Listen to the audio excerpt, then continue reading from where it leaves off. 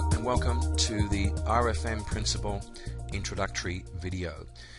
This video looks at RFM, which stands for Recency, Frequency and Monetary Value, and how it could be applied to analyze your true value customers and maybe develop a customer loyalty program. So this spreadsheet, Excel spreadsheet, is in formats suitable for 97 through to 2010. And as you can see, it has two tabs. One which is the working tab, which we're going to be working with now, and there's also a blank version for you to use, which has got many areas for transactions that would look after maybe a fair amount of your transactions for your business. Okay, let's look at the one I've prepared already. So again, recency, frequency, monetary value. So we apply factors to these three areas and provide a strategy for allocating points. So let's look at first recency of transaction. So recency of transaction means that we apply a point scale for how recent customers have actually dealt with us.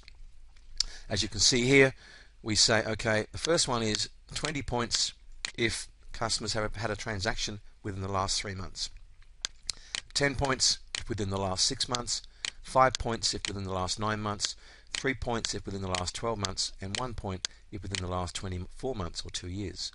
For frequency of transaction, it is simply the number of purchases within 24 months multiplied by 4 points each to a maximum of 20 points. The monetary value of the transaction is the dollar value of the purchase, or whatever your currency is, within 24 months times 10% to a maximum of 20 points. Now you'll see for each of the areas of recency, frequency and monetary value, we apply a weighting factor which must add up to 10, otherwise you'll get a indication here that it's not balanced. Okay, so here it's set for 5 for frequency, 3 for recency and 2 for monetary value, but it might be that recency might be critical to your business, and again you'll see this come up here if it's not balanced. And let's say the frequency is a factor of 3. So the most important factor for us is recency, followed by frequency and then monetary value. But for the purposes of this exercise, let's keep it at what I had originally, which was 5, 3 and 2, which is probably normal for us in small business, because frequency of transaction is what we want to keep our cash flow happening. Okay, so let's look at a typical customer here. Let's look at customer A, and again A through to M, these are all separate customers. You may put this in by customer name to identify them more readily, of course. So recency. So let's say the customer purchased within the last 6 months. They purchased within the last 6 months, which gives them a point score, or an assigned point score, of 10. So they purchased in the last 6 months, which means that their assigned points would be 10. So, and the recency factor, or the weighting assumption, is 3. So therefore we calculate that as 3 times 10 equals 30. The next one is frequency. So they purchased 4 times, okay, within the past 24 months. So they purchased 4 times. So therefore their assigned points is 4 times 4, which is 16 points, multiplied by 5, which is the weighting assumption for frequency. So 5 times 16 equals 80 weighted points. The next area for this customer transaction is monetary value. So the monetary value in this case was $1,200, and the transaction assigned points is the dollar value of purchase within 24 months times 10. So they purchased within 24 months, so therefore it's $1,200 multiplied by 10%, which is 20 assigned points. 20 assigned points multiplied by the weighting factor of 2 gives us 40 weighted points.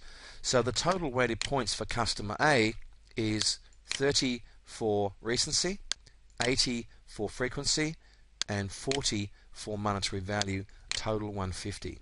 So that is how we come up with our RFM principle of our total weighted points for each of our customers.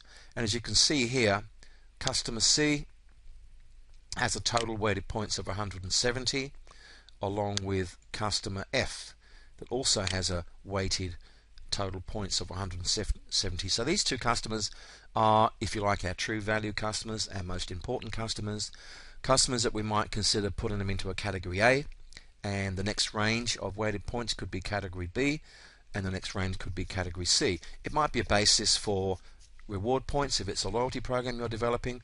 It might be a basis for specific preferences, access to perhaps a higher discount or premium type products or premium type service.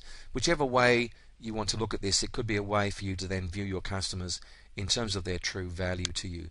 So this might be a very good tool to help you, certainly over a longer period of time, maybe after 1 year of trading, to see the true value of your customers and those that are important to you. It goes back to, I suppose, sometimes the 80-20 rule, where 20% of your customers give you 80% of your revenue.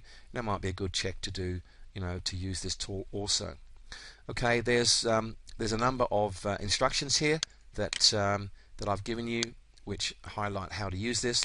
There's also, if you've purchased this product, it comes with a PDF which further outlines how to use the RFM principle. And also, as I said before, there's a blank version for you to put in your customer data to your heart's delight. Okay, so I hope you learned a little bit more about how to calculate your true value customers, and have enjoyed this demonstration. Thank you for watching this video. My name is John Duffield. Please refer to the links in the following slides that give you a link to other digital products that we produce here at UMax Business Solutions, and of course how to purchase this product. Thank you for watching this video. My name is John Duffield. Have a great day.